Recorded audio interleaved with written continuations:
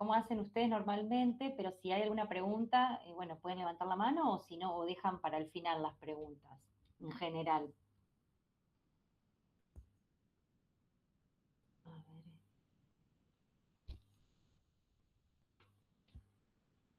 Bueno, si quieren hacer una pregunta por ahí, pueden levantar la mano y demás. Bueno, ¿me escuchan bien entonces? Sí. Bien. Hay gente esperando aún, dijeron ahí. Bueno, vamos a empezar, ¿sí? Porque seguramente, bueno, estamos todos cansados, ustedes vinieron de todo el día, vinieron recién de cursar, seguramente, así que vamos a empezar. La idea es que cualquier pregunta me la puedan hacer, ¿sí? Después Profe, también. Sí, su pantalla donde ve el Meet nos tapa la mitad del Power, está en el medio del Power. perfecto, genial, gracias, gracias, gracias. Profe, ahí apriete la crucecita que le aparece cuando... Perfecto, ahí, Ahí está, sí, Sí, sí. ahí Y está bien. ahí gracias, ponga son unos el genios, cartel en espectacular, blanco, sí, ponga genial. apuesta si quiere también. Entonces ahí está bien, ahí estaríamos bien. Sí, sí. Está, perfecto. Muchas gracias. Muchas gracias. Eh, bueno, vamos a empezar, ¿sí? Como bien dice ahí, psicopatologías prevalentes en el adulto joven. Sí, en general es, bueno, yo soy médica psiquiatra, es lo que en general los psiquiatras se ve más frecuentemente en el consultorio, ¿sí? En el día a día. Depende, por supuesto, donde uno trabaje o si forma parte de una institución o, por supuesto, la guardia, diferentes lugares, qué es lo que va a ser prevalente, ¿no? Y en general, bueno, esto que vamos a ver ahora tiene mucho que ver con la práctica diaria del consultorio, ¿sí? De un médico psiquiatra. Bueno, tampoco me quiero basar en esto porque esto es el DSM-4, ¿sí? Hoy en día nos basamos en el DSM-5, pero el DSM-4 antes lo que hacía era, o sea, que lo utilizábamos antes y se utiliza para muchos, por ejemplo, para completar certificados únicos de discapacidad, para todo lo que sea por ahí más administrativo, se completa muchas veces con los ejes. Esto dividía, ¿sí? A la evaluación principal del paciente de salud mental en diferentes ejes. Como dice ahí, el eje 1 son los trastornos clínicos y otros problemas que pueden ser objeto de atención clínica. El eje 2 abarca los trastornos de personalidad o la discapacidad intelectual, ¿sí? El eje 3, uno consigna las enfermedades médicas. En el eje 4, los problemas psicosociales y ambientales del paciente, y en el eje 5, que es una escala de evaluación de la actividad global, donde con diferentes preguntas uno va poniendo un puntaje, ¿sí? Para el paciente de acuerdo a el grado de evaluación de la actividad de manera global de este paciente. Esto es lo que se hizo siempre. Pero con el advenimiento del DSM-5, el DSM-5 no es tan transversal, ¿sí? Que evalúa al paciente del corte transversal, sino que es más dinámico, ¿sí? Y no se basa en ejes, ¿sí? Podemos entender al paciente, a todos los pacientes en general, pero de salud mental, en mi caso, que es lo que me especializo, como con un enfoque integral, ¿sí? Donde no dividimos, porque esto también hace que, por supuesto que sirve para la parte más administrativa o para poder entender, pero el paciente sabemos que viene con un montón de cosas que tienen que ver, digamos, con mucho con la red de contención en el caso de salud mental y también en otras especialidades, ¿sí? Entonces, tiene que ver con la personalidad de base, ¿sí? Tiene que ver con cosas que le van pasando al paciente, con cosas que le pasaron con todos sus antecedentes. Entonces, hablamos de algo más dinámico como lo es el DSM-5. Estos criterios diagnósticos, por supuesto, nos sirven como guías, ¿sí? Pero por supuesto debemos usarlo con juicio clínico. Y acá está este ojo clínico, que es lo que ustedes, una vez que se reciban, se especialicen, van a ir construyendo, ¿sí? Uno aprende toda la teoría, ¿sí? Y después va construyendo este ojo clínico que lo da la práctica y demás. Entonces, el juicio clínico es fundamental. Como patologías prevalentes en el adulto joven, vamos a hablar de trastornos de ansiedad, depresión y también conductas suicidas como un apartado, ¿sí? Y más hoy en día, que es algo mucho más frecuente, lamentablemente. A ver, estos temas darían para toda una especialización, ¿no? Ahora vamos a englobar de una forma de un pantallazo de lo que es algo de trastornos de ansiedad, de depresión y bueno, y abordaje del protocolo de la conducta suicida. Sabemos que son temas de libros enteros, ¿sí? Entonces, bueno, eso para los que quieran hacer psiquiatría, bueno, se lo estudiarán más y demás. Entonces, a modo explicativo, la ansiedad, como dice ahí, bueno, proviene de ansiedad, congoja o aflicción, es un estado de malestar psicofísico, ¿sí? Caracterizado por inquietud, inseguridad o temor ante lo que se vivencia como una amenaza, ¿sí? ¿Qué pasa? La ansiedad es una emoción normal, ¿sí? Que tenemos todos, así como podemos tener ira, podemos tener enojo, felicidad, diferentes emociones vamos atravesando. Entonces, es una emoción normal.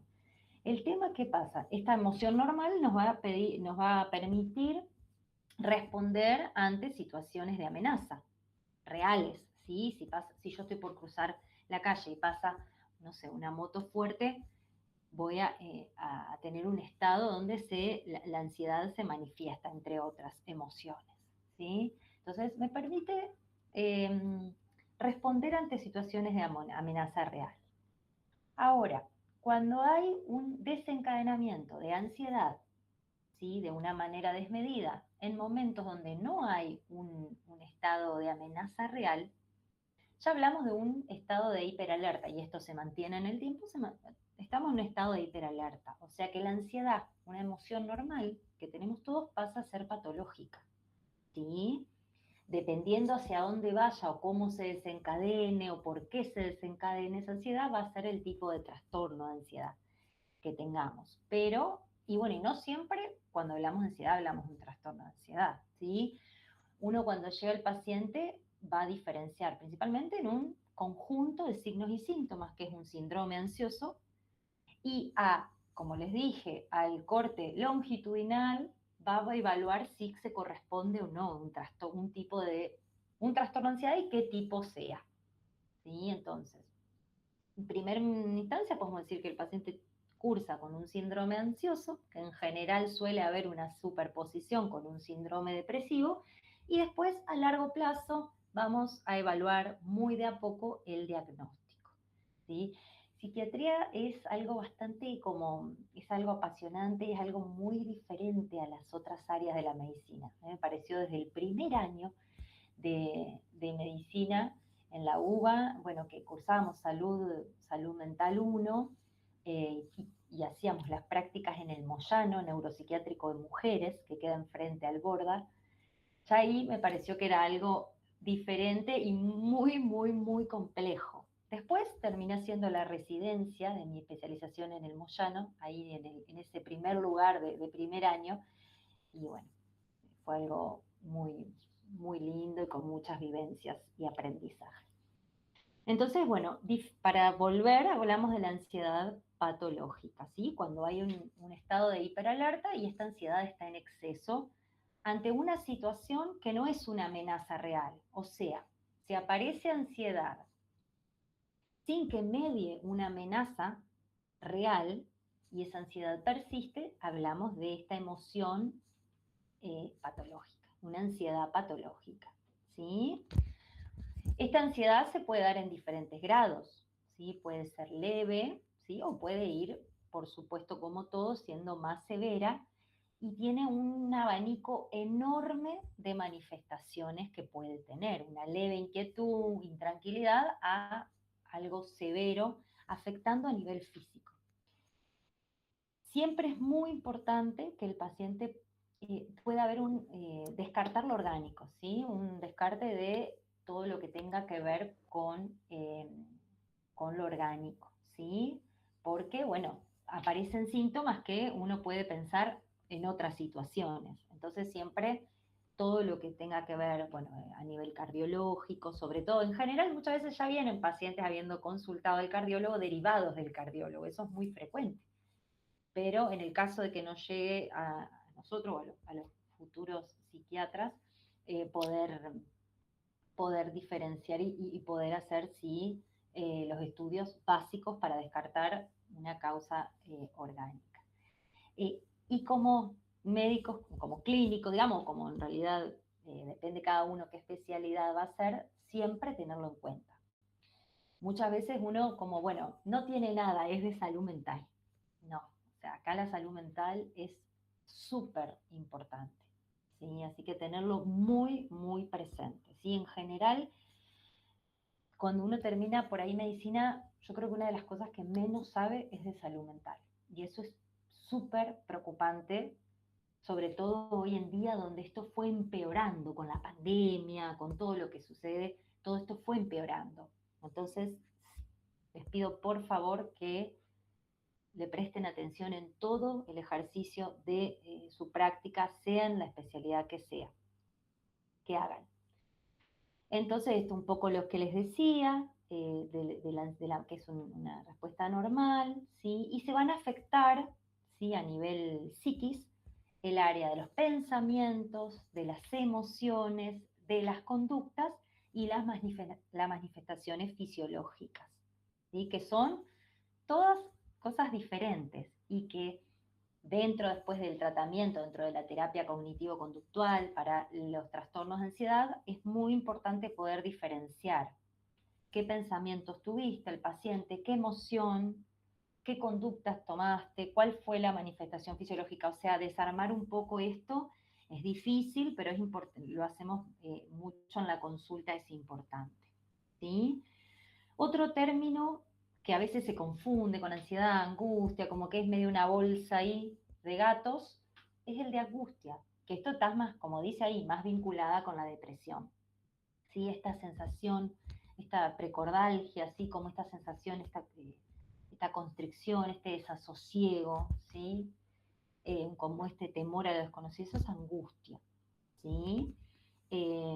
Esto de, bueno, no sé qué me pasa, a veces se manifiesta con este dolor. Se contrapone al miedo, que es temor a algo concreto, algo conocido, como puede ser una situación de una fobia específica. Y hay una situación determinada, esto me genera este miedo. La angustia es como un miedo, una sensación donde no, más inespecífica, ¿sí? Donde no hay algo, y eso asusta mucho, ¿sí? En general, por eso la falta de información es un tema en la consulta. El paciente viene muy asustado de lo que le pasa, o sea, no entiende, siente que se está por morir, que su vida está por terminar, muchas veces, depende de cada personalidad, ¿sí? Entonces, como dijimos, bueno, esto también en relación al futuro, ¿sí? Más que nada, sobre todo en el trastorno de ansiedad generalizada, esto de la preocupación constante, las rumiaciones ansiosas, ¿sí? En relación a este futuro catastrófico, ¿sí? Es desmedido, es persistente, ¿sí?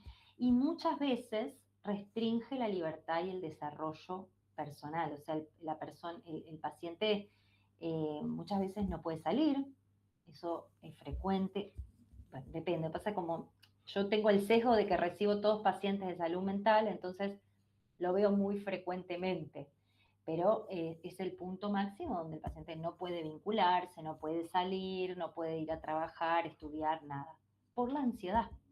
Cuando eso se trata, el paciente vuelve a tener una vida normal, ¿sí? De a poquito, ¿no? Por supuesto. Otro término importante es el de fobia, que como dijimos es un miedo específico, ¿sí? Este power después si quieren se los dejo, no hay problema. Miedo intenso, persistente, excesivo e irracional, ¿sí? Hacia objetos o situaciones concretas. ¿Mm?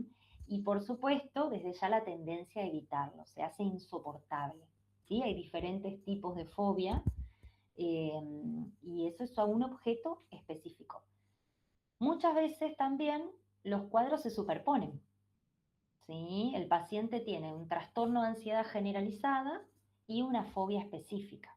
¿sí? O una depresión y un trastorno de ansiedad generalizada o trastorno obsesivo compulsivo, diferente, o sea, puede pasar eso tranquilamente, que dentro de los trastornos de ansiedad también se superpongan. Es tan compleja la mente humana, ¿sí? Entonces eso también para tenerlo en cuenta es importante. Esta ansiedad fóbica, bueno, ante la presencia real o imaginaria, ya con el solo hecho de imaginarse, por ejemplo, no sé, una fobia a las arañas. Con el solo hecho de imaginarse el objeto, la situación temida, esa ansiedad anticipatoria, ¿sí? El conocido miedo al miedo, ¿sí? Ya aparece la sintomatología. El paciente empieza con sudoración, palpitaciones, eh, mucha inquietud, irritabilidad. Bueno, sentimientos puede ser de inseguridad e incapacidad, pérdida de control, bueno, taquicardia y demás. Y esto puede derivar, o sea, los síntomas ansiosos puede derivar tranquilamente en síntomas depresivos. De hecho, los trastornos de ansiedad que no se tratan a tiempo o avanzan, eh, terminan en generalmente episodios depresivos, ¿sí? En una depresión. Por eso la importancia del tratamiento temprano, por eso la importancia de, como les digo, ustedes como médicos, sea la especialidad que hagan, de la derivación, de tenerlo en mente. Nunca vamos a poder diagnosticar algo que no conocemos, ¿sí? Entonces el conocimiento es fundamental, tenerlo presente para generar una correcta derivación. Si no conozco, ni lo voy a tener en cuenta, lo voy a pasar por alto. Y eso es también muy frecuente. A mí me llegan pacientes con una depresión y un trastorno de ansiedad súper avanzados, ¿sí? Que una vez que empiezan el tratamiento, dice, si yo hubiese hecho este tratamiento antes, cómo me hubiese cambiado la vida, digamos. Como no pueden creer la diferencia, y claro, porque es una enfermedad donde se está haciendo un tratamiento específico. ¿Sí? Entonces, ustedes como médicos siempre tenerlo presente. ¿Mm? Bueno, y también esto en relación a la fobia, la evitación fóbica, que el individuo tiende, por supuesto, a alejarse, a evitar. La evitación es una característica fundamental de la ansiedad. La ansiedad, esta emoción de manera desmedida, yo siempre le digo a los pacientes como que te va machacando para que dejes de enfrentarte a esto que te genera ansiedad. Si te genera ansiedad los espacios abiertos o estar con gente, de a poquito el paciente se va encerrando, ¿sí? Como dice ahí, confinando al paciente al hogar, en un lugar seguro, y eso, bueno, son los casos más graves, pero que se ve, por supuesto. La agorafobia, que es un tipo de fobia muy conocida, ¿sí? Es este temor o a los espacios públicos o a, por ejemplo, los lugares encerrados, ¿sí? Cuando, no sé, las personas están en lugares donde hay mucha gente, pero también a lugares encerrados como un ascensor, ¿sí? Como dice ahí, lugares públicos, calles, tiendas, vehículos de transporte, auditorios, aglomeraciones, pero también ascensores, túneles, puentes, espacios abiertos y sitios elevados.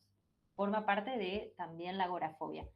Como les digo, se superponen muchas veces trastorno de ansiedad generalizada con agorafobia o sin agorafobia, ¿sí?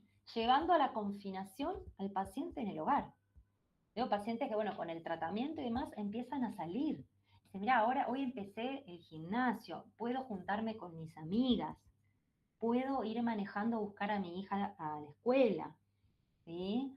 Eh, por eso, bueno, esto de la importancia del diagnóstico temprano, ¿sí? Siempre poder actuar desde la prevención en todas las ramas de la medicina. Otro término que también en esta bolsa de ansiedad, angustia, es el estrés, ¿sí? Que hablamos de una constricción, esfuerzo y demanda de energía. Es un término que proviene de la física, que se usa, bueno, en diferentes áreas. Y el distrés o mal estrés se da cuando las demandas del entorno psicosocial, hoy en día muy frecuente, son excesivas, intensas y o prolongadas, ¿sí? se supera la capacidad de resistencia y de adaptación del organismo. ¿Sí? Estaba pensando, como yo tengo la pantalla acá, para las preguntas, si quieren, como no veo si alguien levantó la mano y demás, lo dejamos para, anótenla y después las vamos, si tienen preguntas, las respondemos después. En general, ¿cuánto duran las clases? Yo no quiero llevarlos de más, si alguien sabe. No, profe, suelen Aproximadamente durar una entre hora, 1 a 2 pero horas, dependiendo. ¿Cómo? No, yo decía que suelen durar entre 1 a 2 horas, depende Perfecto. del docente. Ok, bien. Entonces, digo para dejar el espacio para preguntas en caso de que haya.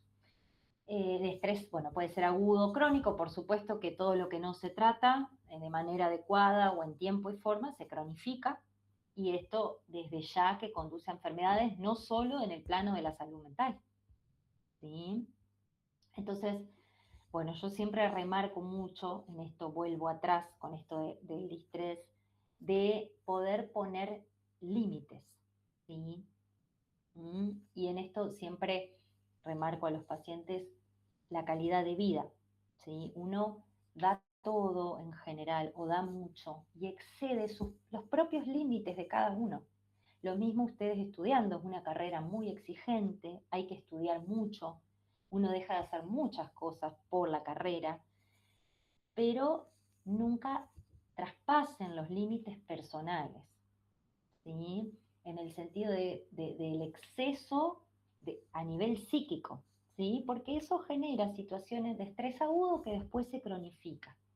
Y esto, por supuesto, es, como dijimos, un abanico enorme de síntomas, ¿sí? Aparecen. Entonces, tener muy presente el poder generar los límites psíquicos de cada uno y no atravesarlos, ¿sí? También nosotros como médicos somos los primeros que tenemos que ocuparnos en nuestra salud mental para poder promoverla y para poder promover salud, porque eso se lee enseguida, el paciente lo lee enseguida, ¿sí? Y habla de la práctica clínica.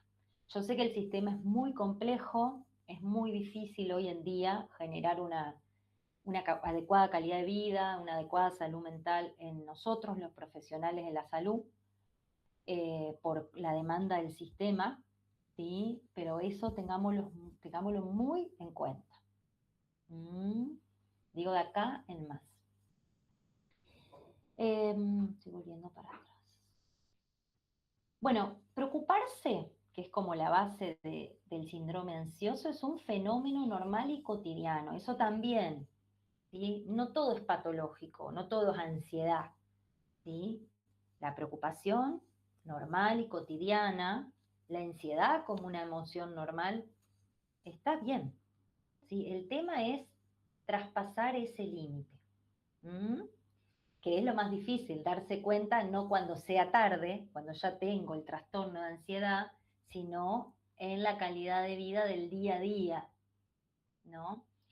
Entonces, es un proceso que se pone en marcha como intento para resolver un evento considerado como amenazante. ¿Sí? Suele ser algo voluntario, también puede darse automáticamente, los famosos pensamientos automáticos, que uno va como, ¿no? Este pájaro carpintero de la propaganda que está, tengo que hacer esto, después mañana voy a ir y a las 5 tal cosa y me olvidé de sacar esto. Eso vamos a suponer que sea algo normal y cotidiano, ¿sí? Mientras no sea algo que sea como ahí, percibida como un riesgo o algo incontrolable, está bien, ¿sí? Puede generar alguna sintomatología negativa, ¿sí? Eh, pero nada más. Ahora, ¿qué pasa cuando estas preocupaciones, estas rumiaciones ansiosas son constantes, se hacen incontrolables, ¿sí? O sea, es algo automático que yo no puedo controlar. No me puedo concentrar en mirar una película, o sea, está todo el tiempo el pensamiento. Empiezo a tener problemas de atención y de memoria por los pensamientos que no paran. O sea, si no puedo atender bien, no puedo fijar. Entonces empieza a fallar la memoria. Eh, entonces es algo constante, no puedo mantener una conversación, salto con otra cosa, ¿sí? O mi pensamiento ya se va para otro lado, capaz que estoy ahí pero no estoy ahí, ¿sí? Entonces, bueno, ya son cadenas de pensamientos cargados de una emoción negativa que suelen predecir consecuencias catastróficas. O sea, esto, pensamientos intrusivos, catastróficos, ¿sí? Y cargados, por supuesto, de una emoción negativa, porque los pensamientos generan una emoción siempre, ¿eh? Y esta emoción va a ser negativa, ¿sí? La típica, que esto siempre se ve, la típica de cuando hay ya rumiaciones ansiosas, cuando hablamos de preocupaciones patológicas, o sea que formaría parte de un trastorno de ansiedad, es, ¿y si, y si me voy y no llego a tiempo? ¿Y si llego y justo cuando estoy y si subo y después no me anda la sube? El y si, el virá sí, el y si. ¿Sí? Esta preocupación por el futuro catastrófica, ¿sí? Entonces, y también las preocupaciones se hacen incontrolables. La persona no lo puede controlar con nada. Muchas veces uno sugiere esto de la meditación, que hoy en día cada vez se sabe más, que es algo que mejora mucho al punto de igualar a muchos psicofármacos, la meditación, el mindfulness, y el paciente está con una ansiedad tan elevada que no puede ni hacer mindfulness, ¿sí? No puede escuchar una meditación, o sea, la cabeza no para, ¿sí? Entonces, bueno, estos son indicios que nos van a ir marcando en relación al tratamiento, ¿sí? El tratamiento como médica psiquiatra psicofarmacológico, por supuesto, ¿sí? Como una cosa, siempre es en conjunto. Ahora después vamos a hablar. Bueno, esto un poco, a ver, dentro de los trastornos de ansiedad hay muchos, ¿sí? El trastorno de pánico, ojo, acá vamos a diferenciar. Una cosa es tener, ahí dice repetidos AP por ataques de pánico, pero bueno, a mí ataque de pánico es crisis de pánico. Puede haber crisis de pánico, ¿sí? Que pueden ser aisladas, o puede haber un trastorno de pánico, ¿sí? Allá. Donde la crisis de pánico, primero vamos con esto, periodos de miedo o malestar intenso en el que se observan al menos 4 de estos 13 síntomas del DSM, ¿sí? Palpitaciones, aceleración de la frecuencia cardíaca, sudoración, temblor o sacudidas, sensación de dificultad para respirar o de asfixia, ya en un modo más extremo, sensación de ahogo, dolor o molestias en el tórax, náuseas o malestar abdominal, sensación de mareo, inestabilidad, aturdimiento, desmayo, escalofríos o sensación de calor. Puede haber parestesias, ¿sí? Puede haber desrealización, una sensación de irrealidad. Esto es súper frecuente en las crisis de pánico, ¿sí? Donde hay como o despersonalización, o sea, desrealización o despersonalización, ¿sí? Desrealización, sensación de irrealidad, de que esto no es real, o la despersonalización, la separación de uno mismo, ¿sí? El paciente siente como que el afuera se le distancia, como que hay una diferencia entre el afuera y uno, como que hay una distancia, o se escucha a veces desde lejos, ¿sí? Como que todo sucede y uno está más metido con sus pensamientos. Miedo a morir, por supuesto, y miedo a perder el control o volverse loco. Esto que está excelentemente explicado en el DSM en realidad es súper frecuente, ¿sí? Súper frecuente. Yo pienso hoy en día la frecuencia de las crisis de pánico, el famoso ataque de pánico, a mí no me gusta ataque de pánico, crisis de pánico. ¿Quién no ha tenido? O bueno, un porcentaje alto de la población. Puede haber un episodio aislado o, como dice acá, el trastorno de pánico, ¿sí? Entonces, esto es algo, por supuesto, más seguido, ¿sí? Y puede acompañarse, aparte de esa sola crisis, ya aparece, me dio una crisis de pánico. Y después aparece una preocupación, no, ¿y si me vuelve a dar? ¿Sí? ¿Y qué me va a pasar? Y no paro de pensar y ahí entro en el famoso trastorno de pánico, ¿sí? entonces no voy a ir porque me va a dar. Y esto otro no, acá ahí también me puede dar. Entonces mejor me quedo acá, en casa, encerrado, que va a estar todo bien, acá no va a pasar nada. Bueno, pero estoy acá y no puedo parar de pensar, no puedo dormir, empiezo a sentir síntomas negativos, empiezo a tener falta de ganas. Bueno, estoy hablando así medio como parafraseando a pacientes, ¿no? Que empieza así. Y ahí se configura el trastorno. Cuando hay ya una disfuncionalidad en la vida cotidiana del paciente, ya hablamos de un trastorno.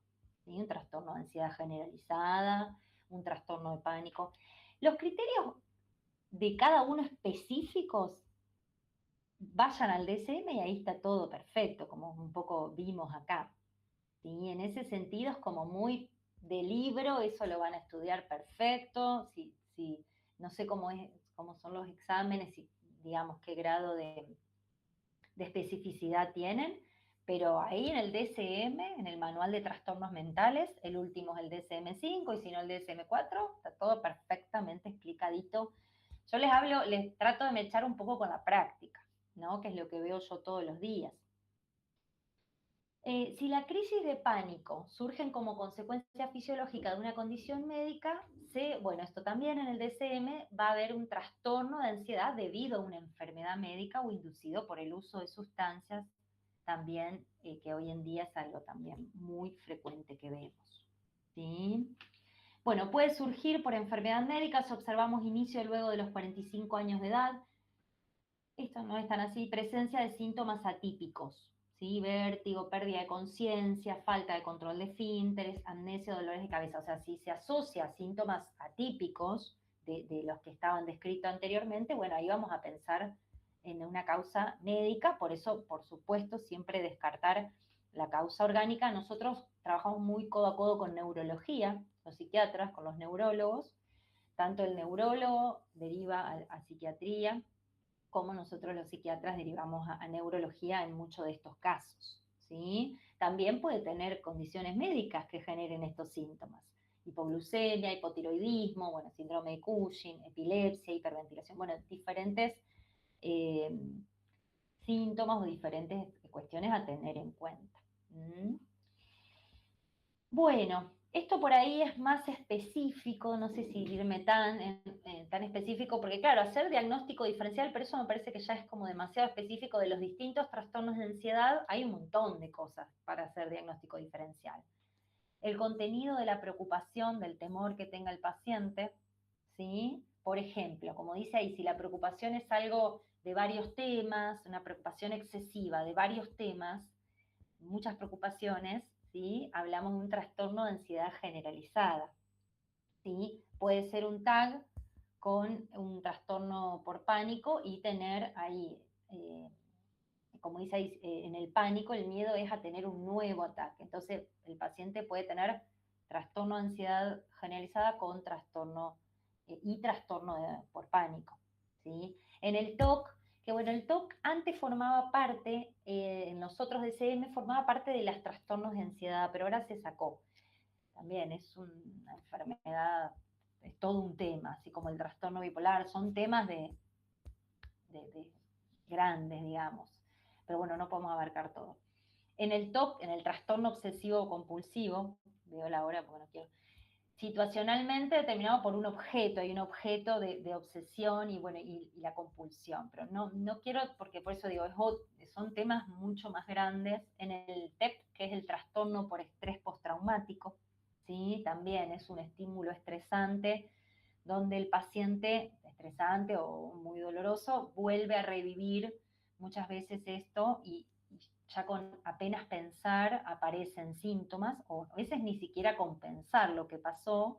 Por ejemplo, es muy frecuente ante las situaciones de abuso, lamentablemente también muy frecuente, de abuso sexual, genera un trastorno por estrés postraumático, muchas veces donde el contenido, o sea, que lo que genera estos síntomas es el mismo trauma, ¿sí?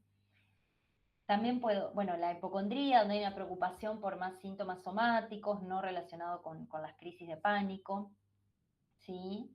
Eh, y el trastorno depresivo mayor, que es muy comórbido con los trastornos de ansiedad, como dijimos, donde pueden diagnosticarse. Ambos es muy frecuente, sobre todo los trastornos de ansiedad que no fueron tratados a tiempo, ¿sí? Y acá es muy importante el trabajo y la mirada del psicólogo o la psicóloga, ¿sí? Porque en general la psiquiatría en consultorio o en la preconsultorio llegan por la derivación de un psicólogo, una psicóloga que lo vio que hay algo que necesita una interconsulta. Entonces, así como recibimos interconsulta de cardiología, de clínica, de gineco, de neurología, la principal interconsulta es de psicología y eso es fundamental que lo tengan en cuenta. A veces pasa que llegan pacientes que han estado un año con síntomas, sufriendo mucho, ya llegando a un, o que ya comenzaron con síntomas de un trastorno depresivo mayor, que esto se podría haber evitado, ¿sí? Entonces también fundamental la parte de psicología, ¿sí? Bueno, no quiero como... Bueno, esto de la agorafobia también es una característica que puede estar o no en los trastornos de ansiedad, ¿sí? No quiero tampoco como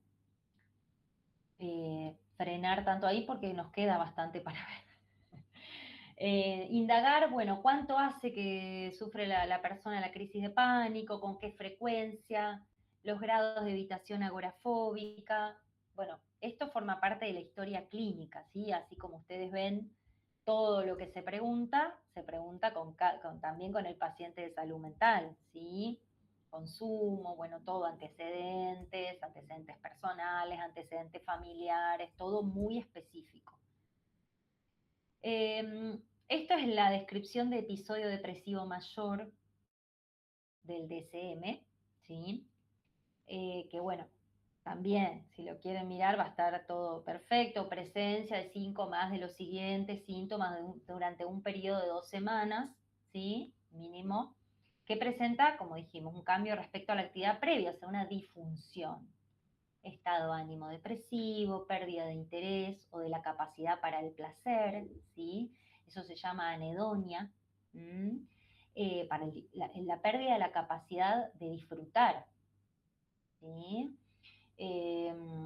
Bueno, como dice ahí, esto lo leen perfecto, está todo en el DSM, está con el insomnio o la hipersomnia, la agitación, porque tenemos, esto también es esto es como para englobar enormemente, nosotros tenemos el episodio depresivo mayor, ¿no? Pero también esto puede llegar al trastorno depresivo mayor, ¿sí?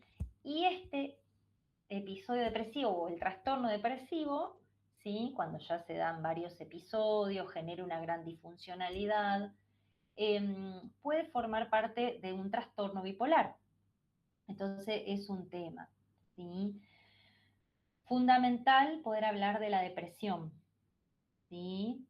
La depresión, como dice ahí, tiene una prevalencia mayor en las mujeres, ¿sí? Independientemente del país o la cultura.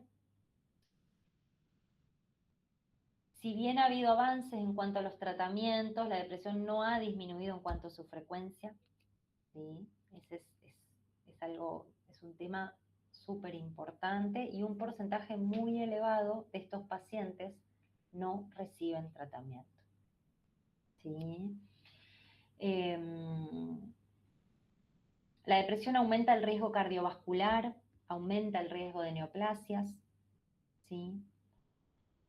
Pacientes deprimidos usan 2 veces más el sistema de salud que los no deprimidos y es lamentablemente una entidad subtratada e infradiagnosticada, ¿sí? Entonces por eso les decía esto de tenerlo presente, hacer una adecuada derivación a tiempo.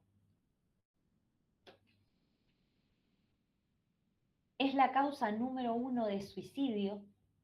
Cada 10 segundos ocurre un suicidio, ¿sí?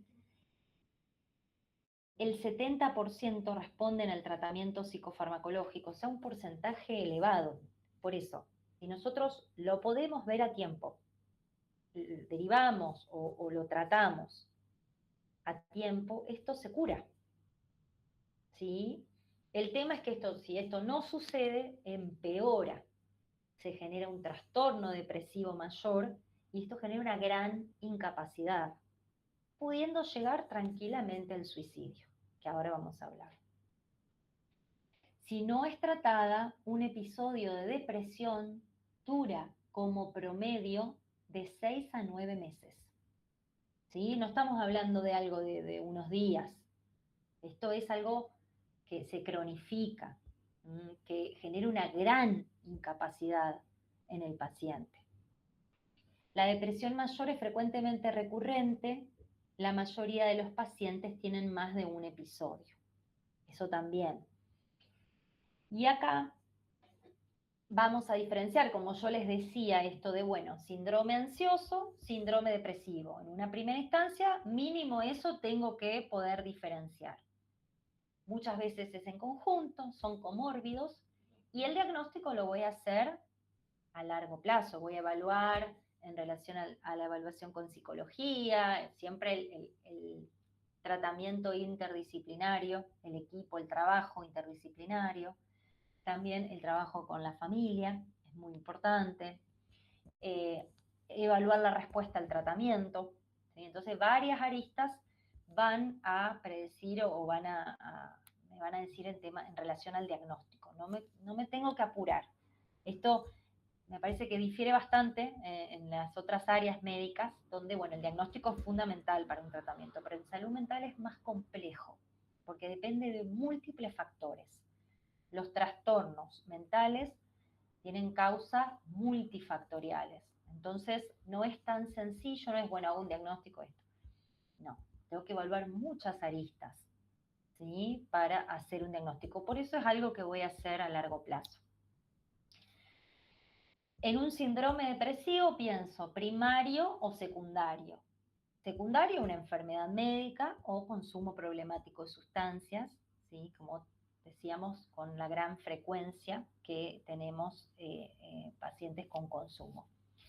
Cuando el paciente presenta un consumo problemático, el trastorno mental se hace comórbido con el consumo problemático y hace que el consumo ensucia mucho el cuadro y hace que sea mucho más grave, mucho más difícil digamos, la remisión, mucho más difícil, hay una gran resistencia a los psicofármacos de primera línea.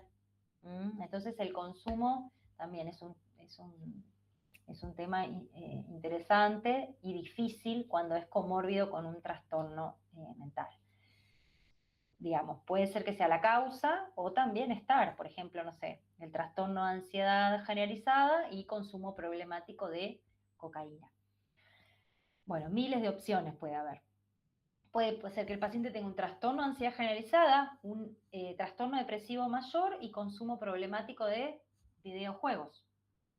El consumo de sustancia hoy en día sabemos que es amplísimo, no solamente sustancias como sustancias químicas, se genera por supuesto cambios químicos en todo, sino comportamentales, ¿sí? La adicción a los videojuegos, a las pantallas, eso se ve muchísimo, al sexo, ¿sí? La pornografía de una manera, por supuesto, en exceso, que genera disfuncionalidad. Entonces, bueno, es también un campo muy amplio. Y volviendo al síndrome depresivo primario, puede ser una depresión unipolar, o sea, un episodio depresivo o un trastorno depresivo mayor, nada más, o bipolar. O sea, la depresión, cuando un paciente viene con síntomas depresivos, pensamos, este paciente tendrá un trastorno depresivo mayor o un episodio depresivo mayor, hay que ver antecedentes, o un trastorno bipolar, ¿sí? El trastorno bipolar es otro trastorno mental, también gigante, de clases, donde el paciente es un trastorno crónico, ¿sí? Donde el paciente va a cursar episodios, esto a grandes rasgos porque es bastante complejo, episodios depresivos, ¿sí? O sea, esta es la timia, ¿no? El estado de ánimo. El paciente está en eutimia, estado de ánimo normal o en estado de base, en una base, ¿no? Sería normal para ese paciente. Está en eutimia, cursa con un episodio depresivo, vuelve a la eutimia y hace algún episodio hipomaníaco o maníaco, o sea, para el otro lado, el estado de ánimo acelerado, aumentado, el paciente está recontra de buen humor, piensa que es dueño de un montón de cosas, quiere hacer grandes compras, una persona que, sí, bueno, también hay un montón de síntomas que forman parte de la manía o la hipomanía, pero bueno, sería la timia aumentada, ¿sí? Después vuelve un episodio depresivo, del episodio depresivo directo hace otra manía o hipomanía, vuelve a la eutimia, o sea, es un trastorno mental que va cursando con estados depresivos o alteraciones de la timia al polo depresivo o al polo maníaco o hipomaníaco, y en el medio hay estados de eutimia. O sea, el paciente vuelve en sí, entre comillas, y dice, ¿cómo estuve así? No me reconozco. También para diferenciar de la esquizofrenia, donde el paciente muchas veces no tiene conciencia de esta, no vuelve a esa eutimia, ¿sí? Porque la manía también puede generar, se puede confundir con una crisis psicótica, ¿sí? De un paciente con esquizofrenia o dentro del espectro de la esquizofrenia.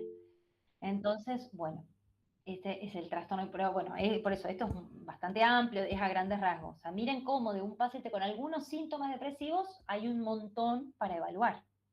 Eso es lo que uno evalúa en la consulta. Profe, tengo una Bueno, ¿cómo pregunta. se evalúa? Disculpe que la Sí. interrumpa. Entonces se podría decir que el trastorno de ansiedad y el trastorno depresivo están dentro de lo que son las neurosis y el trastorno de bipolar, trastorno depresivo mayor, ya sería más bien dentro de psicosis, porque es una alteración del juicio de la realidad. Vos me decías el trastorno bipolar. Ajá, Bien, sucede esto con esto de neurosis y psicosis, porque ustedes, claro, dan toda la parte de psicología, ¿no? Es como si hablara el tema de los conceptos de neurosis, psicosis y el tema de trastorno bipolar, trastorno de depresivo mayor, trastorno de ansiedad, es como si hablara de lo mismo, pero con dos, no sé si idiomas, pero con dos miradas diferentes. La psicosis y la neurosis son términos que vienen del psicoanálisis, de Freud, Lacan y demás, ¿sí? Y muchas veces no se puede homologar directamente, ¿sí? La psicosis y la neurosis habla de estructuras mentales. Cuando yo hablo de trastorno bipolar, trastorno depresivo, hablo de diagnósticos desde la psiquiatría, podríamos decir, desde el DSM. Entonces, es como que estamos viendo al mismo paciente, pero con miradas diferentes, que la idea es poder llegar a que se complementen. ¿Se entiende? O sea, un trastorno depresivo mayor puede ser un paciente neurótico o psicótico, porque estamos hablando por eso, de miradas diferentes. No es que un paciente con trastorno bipolar puede ser neurótico, psicótico solamente. ¿Sí? Son estructuras, es mucho más complejo y es algo que en general esto es para psicología, digamos.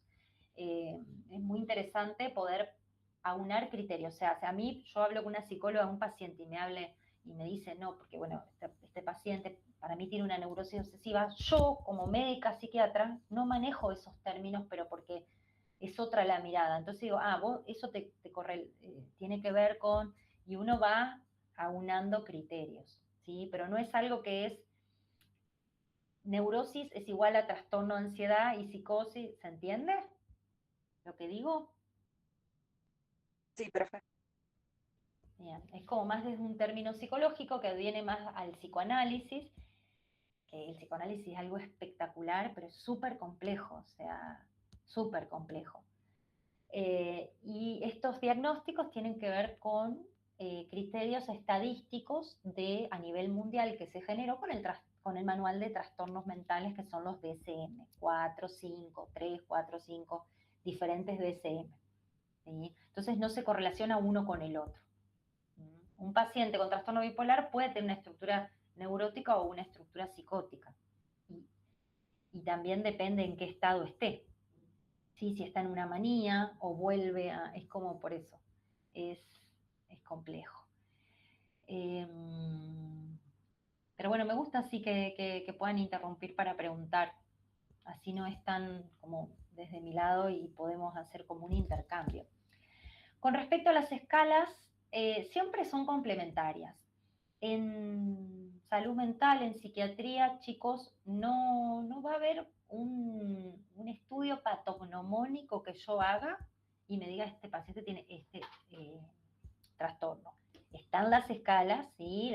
Estas son las más conocidas para la ansiedad, para medir personalidad, en los diferentes, como diferentes características de la personalidad, ¿sí?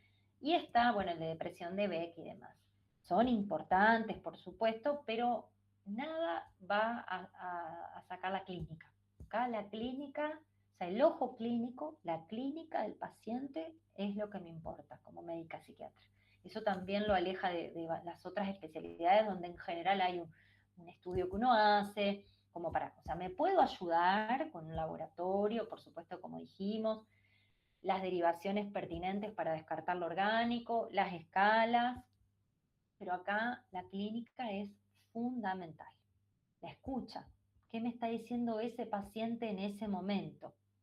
¿Sí? No lo minimizo. No le digo, este lo hizo para llamar la atención, que eso se suele como escuchar, o los familiares que dicen. Es un paciente, es una persona que sufre, ¿sí? Que hace lo que puede, si no, haría otra cosa, ¿sí? Pero no puede. No es algo que lo pueda elegir, son síntomas a nivel cerebral. Bueno, esto para ir en relación al tratamiento, pero bueno, también, esto es, como les dije, a grandes rasgos, en relación al tratamiento antidepresivo, que hablamos de la neurotransmisión serotoninérgica, ¿sí? Como ven. Y bueno, por eso, como les decía, los antidepresivos, ¿sí? Hablando esto de depresión, del diagnóstico que hablábamos recién. Los antidepresivos, ¿sí? Son de primera línea, ¿sí? Los inhibidores selectivos de la recaptación de serotonina, los IRS, para la depresión, pero también para la ansiedad, para los trastornos de ansiedad. O sea que tienen un mismo tratamiento, podríamos decir. También puede ser para el trastorno obsesivo compulsivo. También se puede dar en casos de impulsividad. A mí me llegan pacientes por ahí con, en general, me ha pasado en general varones, pero bueno, con estados más de impulsividad, de enojo o como de ira. Y bueno, uno ahí tiene que evaluar, por supuesto, descartar y hacer una evaluación completa, pero a veces con alguna dosis baja o no tan baja de algún antidepresivo, también podemos tratar estas crisis. Para el TCA, trastornos de conducta alimentaria también, también sirven cuando sirven, porque en general si avanza se trata con antipsicóticos. Bueno, ahí tenemos la clasificación de los antidepresivos, ¿sí? Como dice ahí, de primera generación, de segunda generación o de tercera generación. Y los de segunda generación, que son los inhibidores selectivos de la recaptación de serotonina, entre otros, son los más utilizados, ¿sí? Son los de primera línea, ¿sí? Para el tratamiento de la depresión y de los trastornos de ansiedad, ¿sí? Bien. Bueno, los clásicos, que serían los de primera generación, son los tricíclicos y los IMAO, que tienen una eficacia del 70%, latencia de 2 semanas, esto en general lo tienen todos, pero bueno, son peligrosos, son los peligrosos por los efectos adversos que producen. Generalmente los psiquiatras viejos suelen usar algunos tricíclicos, como la amitriptilina, por ejemplo, es como el que más van a escuchar. Pero bueno, son cardiotóxicos, bajan el umbral convulsivo, tienen interacciones con alimentos en el caso de los IMAO y los efectos adversos. Y también es muy difícil de retirarlos. A mí me pasa de cuando recibo pacientes con tricíclicos de querer sacárselos sacarle el tricíclico, rotarlo por un ISRS, y es súper difícil, los efectos secundarios se ven, los efectos adversos, y también ante la discontinuación tiene que ser muy lenta. Entonces, bueno, hoy en día en general no se utilizan. Sí se pueden utilizar para otras cosas. Por ejemplo, bueno, está descrito para el tratamiento de la migraña crónica, como tratamiento preventivo, los tricíclicos, o sea, para el dolor crónico muchas veces, pero en general yo no lo uso de primera línea, les digo que casi no lo uso. Los nuevos antidepresivos tienen una eficacia del 70%, ¿sí? Esto que decíamos, los ISRS, y una latencia de 2 a 6 semanas, o sea, tardan en hacer efecto, ¿sí? Mínimo 2 semanas. Entonces, esto es importante. El paciente los empieza a tomar, siente capaz algún efecto secundario, pero no, no, no un efecto terapéutico, ¿sí? Tienen una latencia prolongada, o sea, tardan en hacer efecto, ¿sí? No son peligrosos en sobredosis, bueno, depende qué dosis, por ahí no son tan peligrosos, o sea, en ese sentido, pero por supuesto que depende de la cantidad que tome el paciente, tienen menores efectos adversos, ¿sí? No son cardiotóxicos, no bajan el umbral convulsivo, ni tienen interacciones con los alimentos, ¿sí? Pero siempre nos vamos a basar en el caso a caso. Como les decía ahí, los trastornos de ansiedad también se tratan con antidepresivos, ¿sí? No siempre, por eso vamos también a evaluar el grado del trastorno de ansiedad, pero en general sí, ¿sí? Como dice ahí, de primera línea, bueno, agomelatina, duloxetina, son antidepresivos nuevos, en general tal vez en general suelen ser más caros, pero bueno, de citalopram se usa mucho, paroxetina, la paroxetina tiene un importante aumento de peso, en general aumentan el apetito, pero bueno, hay algunos más que otros. Bueno, la pregabalina, que no es un antidepresivo, la sertralina y la venlafaxina. ¿Sí? Que la venlafaxina es un antidepresivo dual, uno lo deja más que nada para como una segunda línea. ¿Sí? Profe, Sí. perdón que interrumpa, eso le iba a preguntar. Entonces, los de primera línea son los ISRS que usted dijo, no sería la venlafaxina, por ejemplo. No, Primera línea. la venlafaxina, como ahí les mostraba, es un inhibidor selectivo de la recaptación de serotonina y noradrenalina. Es un antidepresivo dual. Se deja ante una depresión resistente, ¿sí? En ese sentido. O ante una segunda línea. Bueno, si yo probé con una de primera línea, a veces se prueba uno, siempre es importante ajustar la dosis. O sea, muchas veces no, se empieza con dosis baja, con la mínima dosis, para poder encontrar la mínima dosis terapéutica. Eso a veces se ve, que hay psiquiatras que empiezan con dosis altas, generando un montón de efectos secundarios. No, las dosis mínimas, siempre las dosis mínimas. Empieza con dosis mínimas, se va viendo la respuesta de acuerdo a cada caso y se va aumentando, ¿sí? Hasta se puede llegar a la dosis máxima, ¿sí? Uno puede cambiar a otro ISRS, si continúan los síntomas o persiste y demás, cambiar a otro ISRS o pasar a un dual, ¿sí? Como sería la venlafaxina. Pero esto, bueno, es muy artesanal de acuerdo a caso, de acuerdo a los antecedentes que haya tenido el paciente. A veces dice, no, yo cuando tomé sertralina respondí bien, o me fue bien, me acuerdo que me fue bien con un... Bueno, eso es un datazo, ¿sí? Hay que ver también cómo responde ese paciente, ¿sí? O sea, el caso a caso, ¿sí? Uno tiene la teoría, todo perfecto, pero después está la escucha de los antecedentes. O no, respondí mal, tomé citalopram y me daba vómitos, o sea, vomitaba. Bueno, no le voy a dar el citalopram, voy a probar o con otro ISRS, o bueno, o con ya antidepresivos de segunda línea.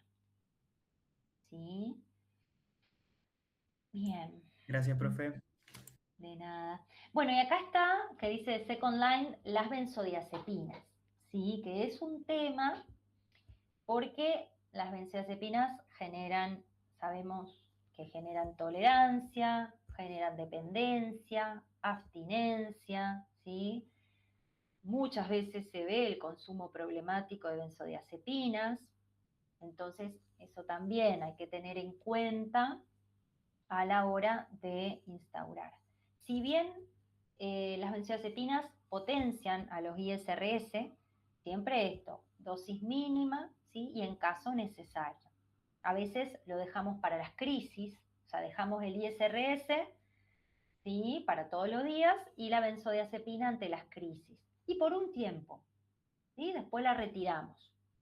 O a veces instauramos, depende del grado de sintomatología, instauramos ambos y después se retira la benzodiazepina, ¿sí? Hay que evaluar el grado de sintomatología para ver si, bueno, con el ICRS vamos a estar o voy a necesitar también la benzodiazepina.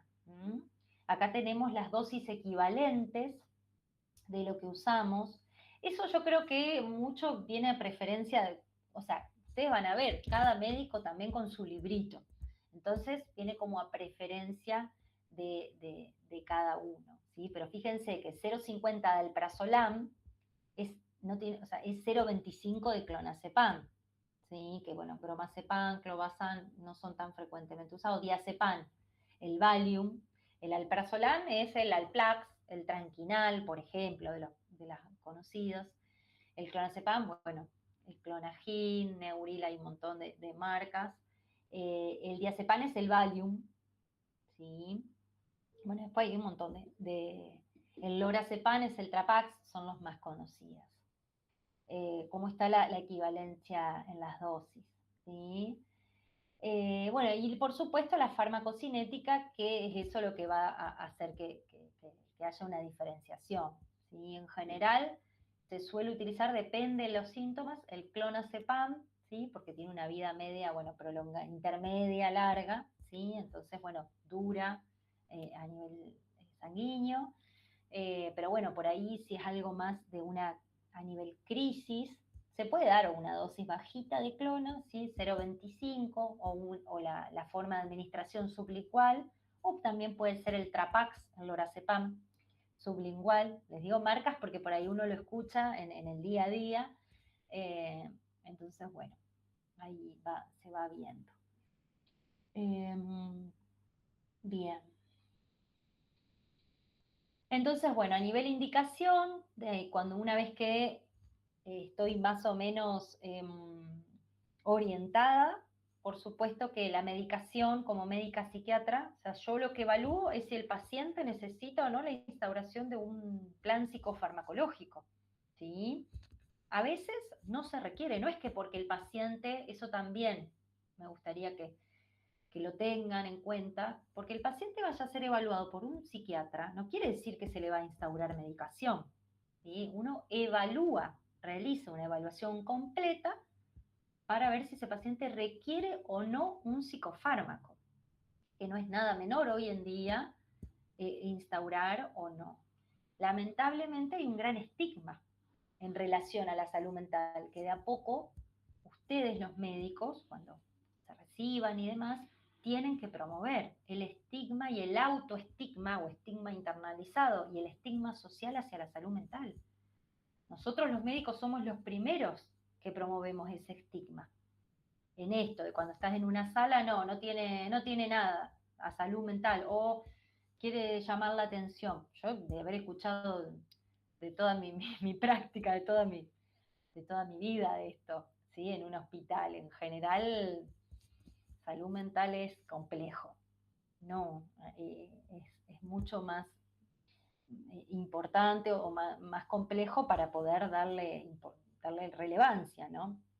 Bueno, vamos a indicar esto, los horarios, hacer las observaciones, los exámenes complementarios en caso necesario, las interconsultas, bueno, todo lo que uno tiene en cuenta a la hora de evaluar un paciente en una consulta e indicar como médico, ¿sí?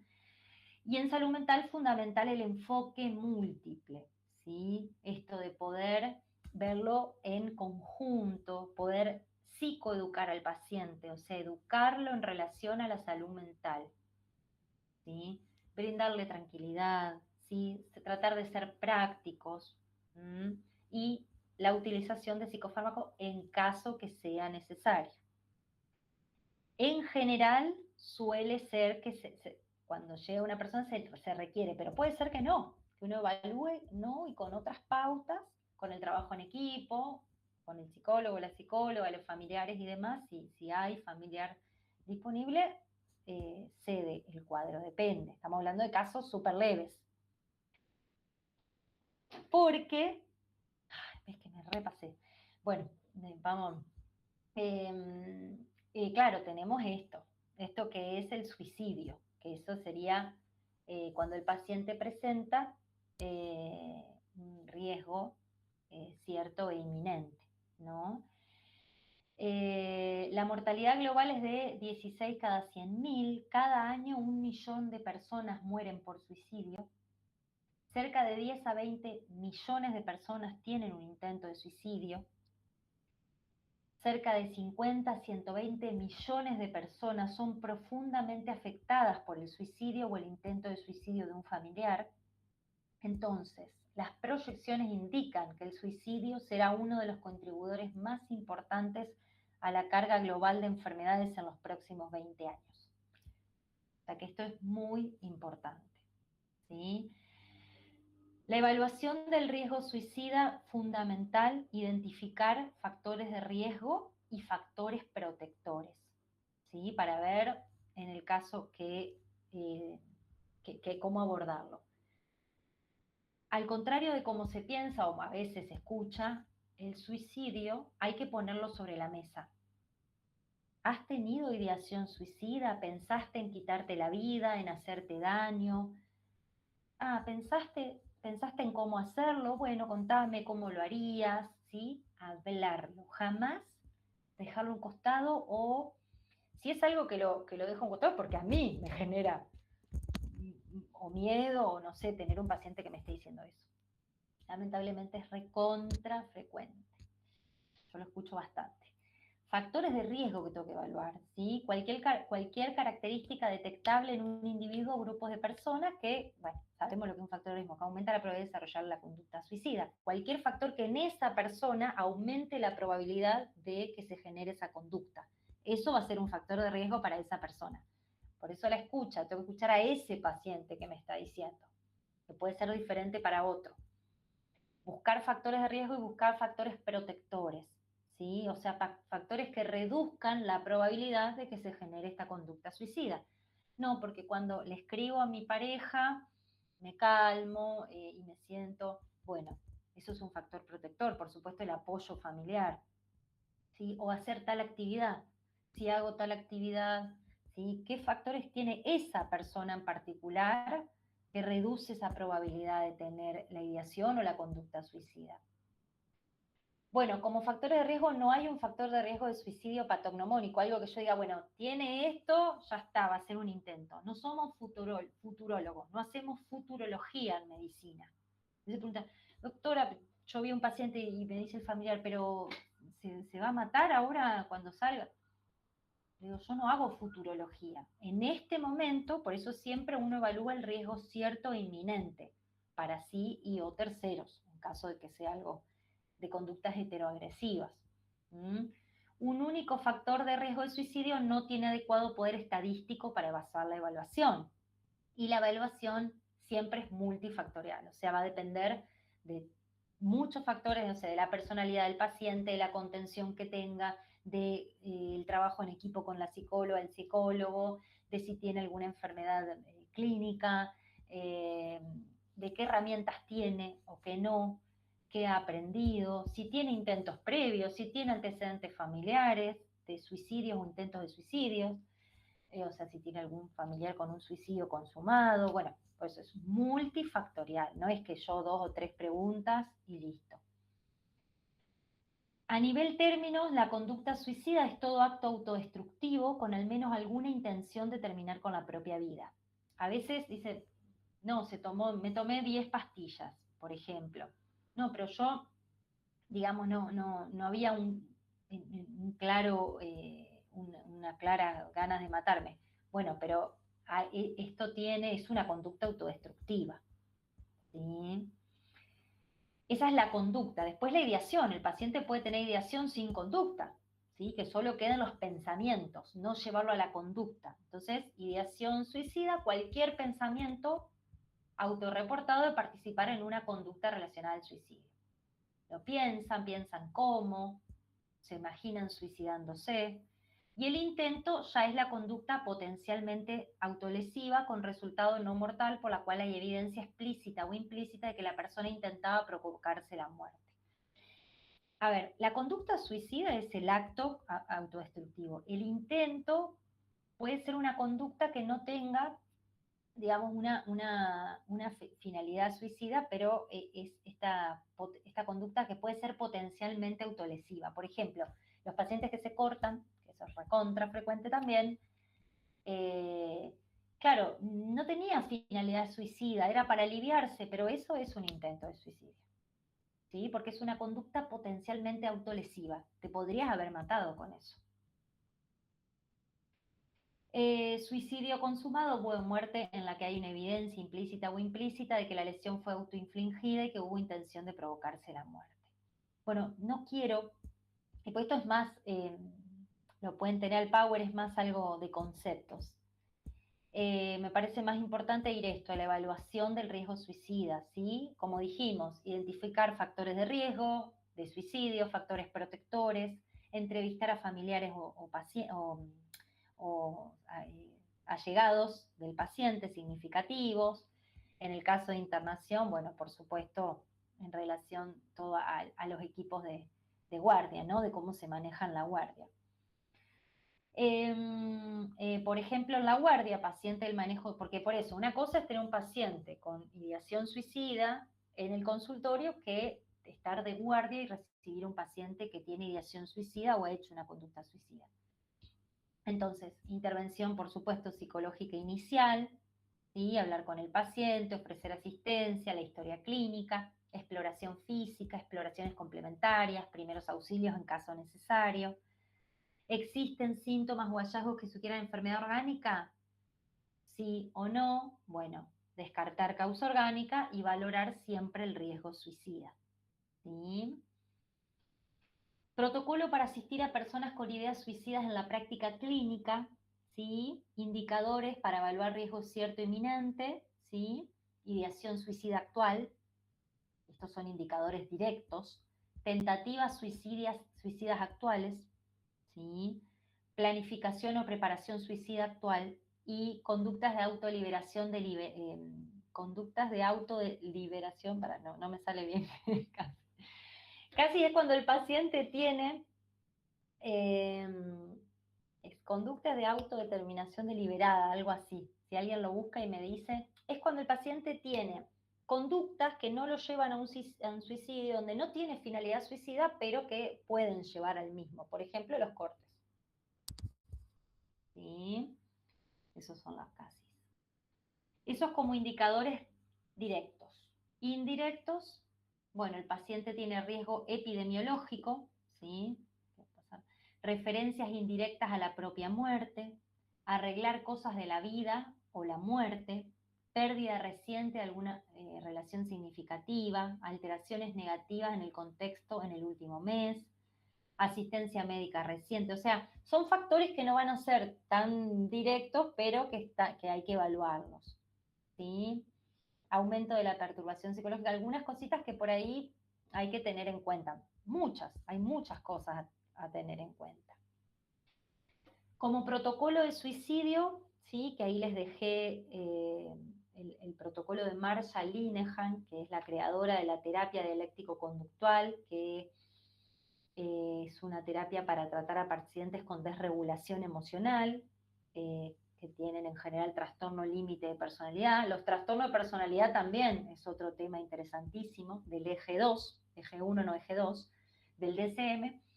Habla abiertamente y con un sentido práctico sobre el suicidio, como dijimos.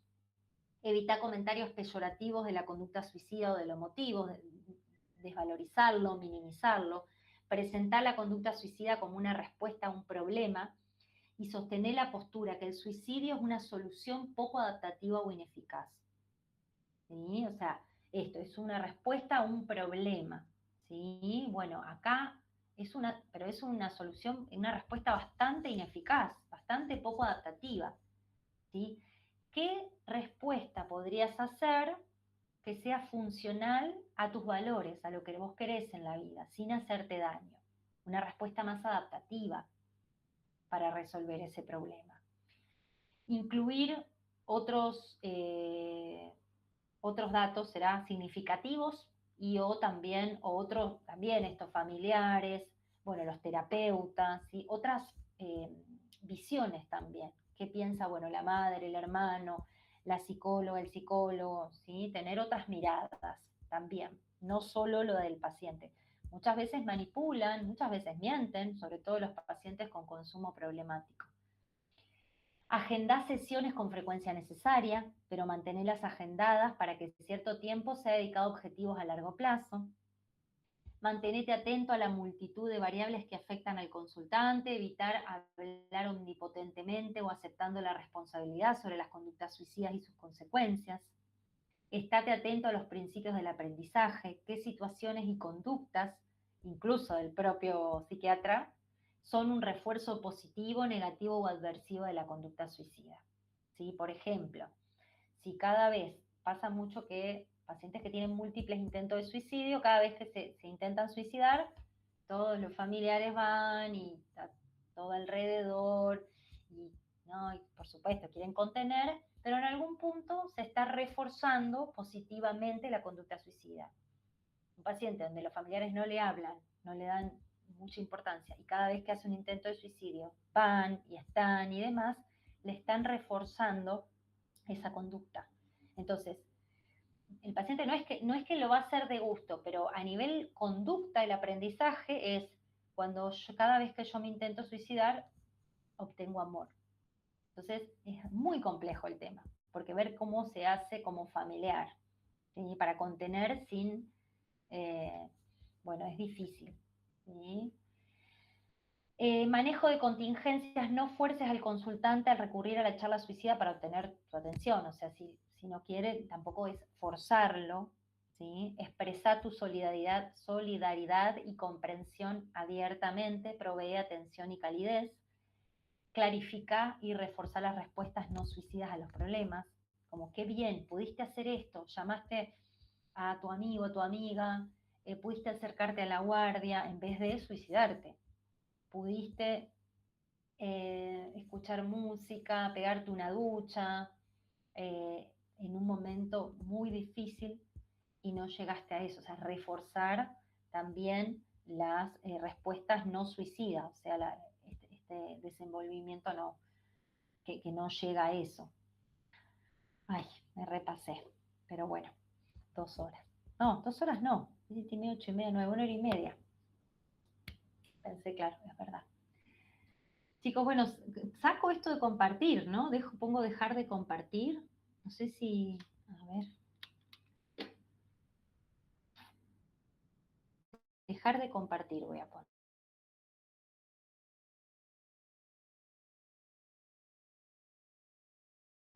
¿no? Ahí no se ve.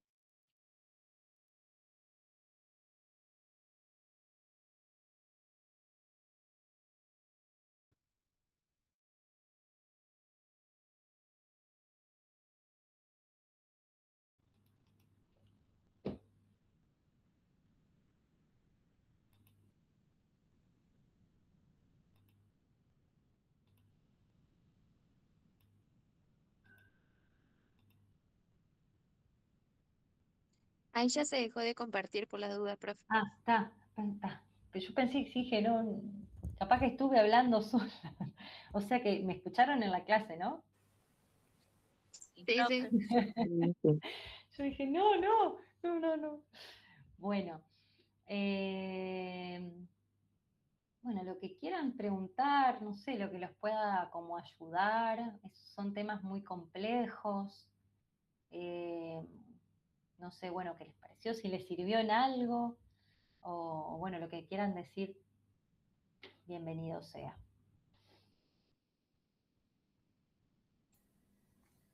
Muy interesante la clase, profe. Bueno, gracias. Sí, la verdad que re lindo explicado. Y qué bueno que se visualicen estos temas. Sí, ¿Te puedo preguntar algo, profe? sí. Em, yo quería saber cuánto es el tiempo máximo que se pueden dar tratamientos con benzodiazepinas y si habría que hacer un descenso lento de la dosis o cómo es el tema para su suspensión. Ujú. Sí, siempre igual está como lo descrito y después está el caso a caso, que bueno, no es tan, como siempre, como les dije, lo del caso a caso no es tan, es como, bueno, la práctica siempre va cambiando porque al paciente le van pasando cosas, entonces uno quisiera que fuera el menor tiempo posible, la idea es que sea el menor tiempo posible, pero bueno, después vemos a personas que toman benzodiazepinas hace 20 años. Sabemos que a largo plazo generan deterioro cognitivo de un consumo de dosis elevada por bastante tiempo. Siempre la suspensión, o sea, el tiempo, yo creo que va a depender de acuerdo a la respuesta, siempre buscando que sea el menor posible, ¿sí? Y la suspensión siempre lentamente, o sea, lo más lentamente posible. Tanto el instaurar como el suspender tiene que ser lo más lento posible. Depende qué benzodiazepina, digamos, no me quiero ir al detalle de qué dosis, porque también va a depender la dosis terapéutica de cada paciente. Pero en ese caso, la suspensión lo más lentamente, porque en general generan síntomas de abstinencia. Entonces, si uno suspende de golpe o el paciente enseguida lo detecta, y hay que tener mucho cuidado porque hay que tener mucho cuidado que el paciente no pierda la adherencia al tratamiento, ¿sí? Que encima que por ahí logró a nivel estigma, muchas veces de la propia familia, que la familia no quiere que tome o toma a la escondida, eh, logró tomar el psicofármaco y aceptó que no pierda esa adherencia a la medicación. Por eso yo trato de hacer los cambios muy lentamente, de a poco, por esto de que sobre todo con las benzodiazepinas se ve la abstinencia enseguida, empieza con síntomas, entonces lo más lento posible. Bueno, bueno, gracias, profe.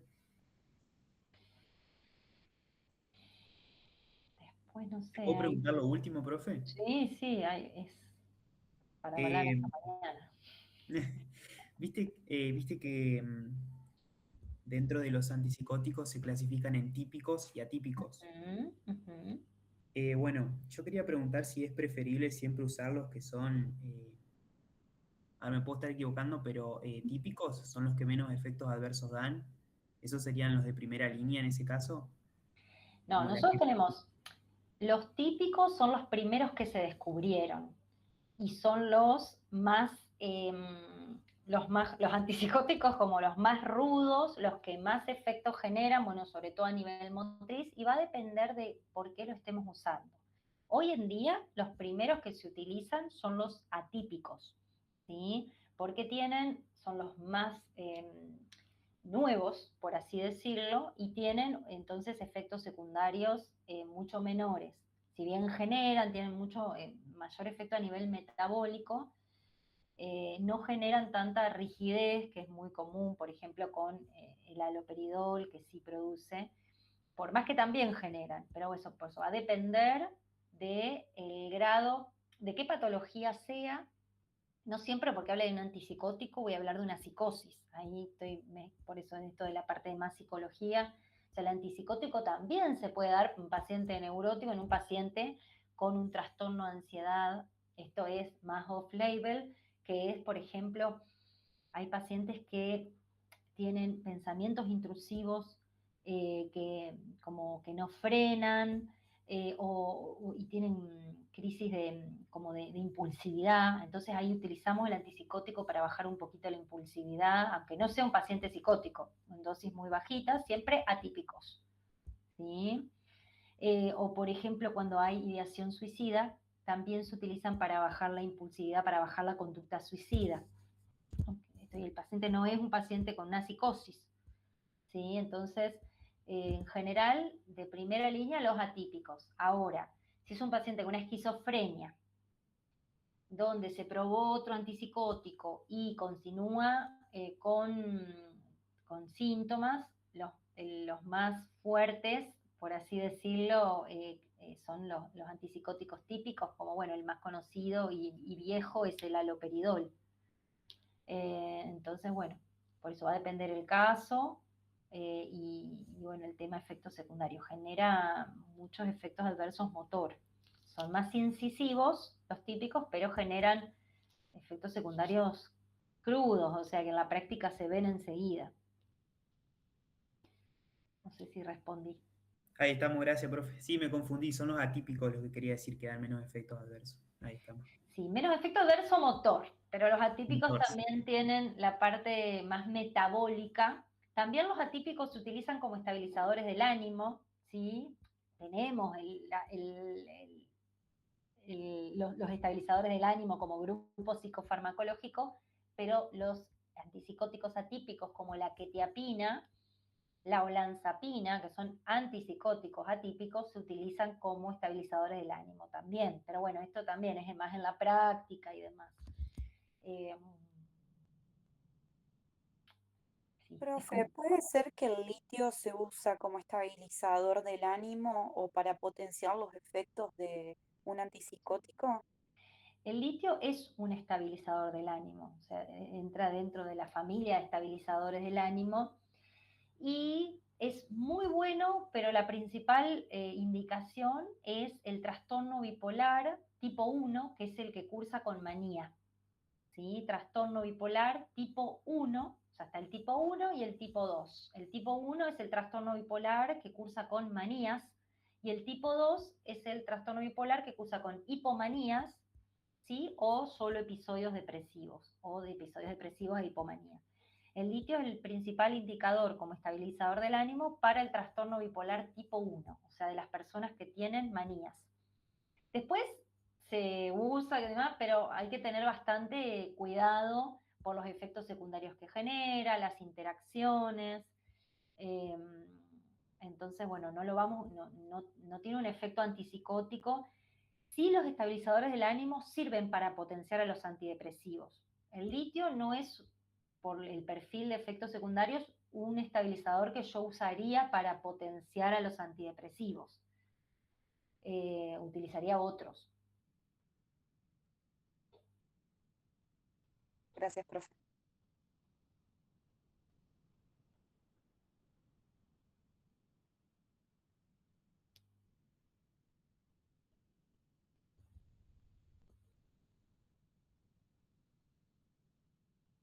Que vaya surgiendo.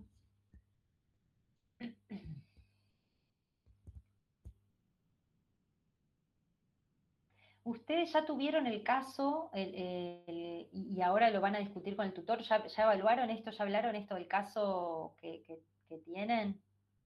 El Eso caso. lo hacemos mañana Ah, en la tutoría. bien, bien, bien. Porque bueno, es fundamental tener en cuenta todo, ¿no? Todo en conjunto, toda la historia clínica en conjunto.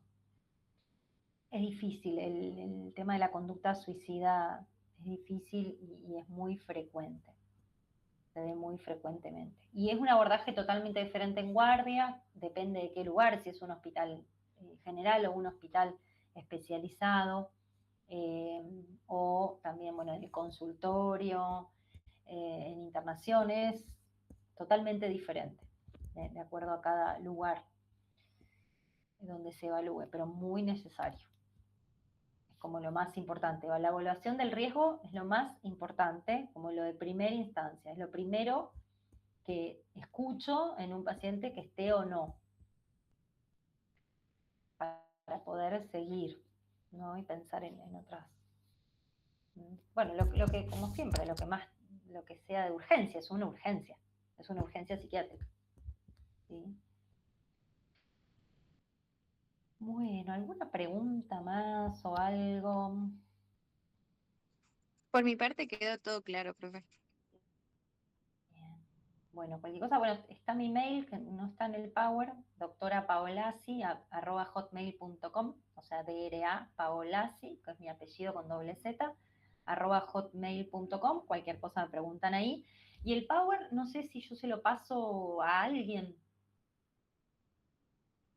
para que después, o me escriben y se los paso por mail, como ustedes quieran, o se lo paso a alguien de la facu, como para que, no sé si les pasan los Power cuando les dan las clases. Si quiere puede dejar escrito por el mail, entonces es más fácil y ahí le mandamos el mail para que nos pueda mandar el Power. Perfecto, tal cual. Donde acá escribo, ¿en qué parte? Acá lo voy a hacer bien. Bien.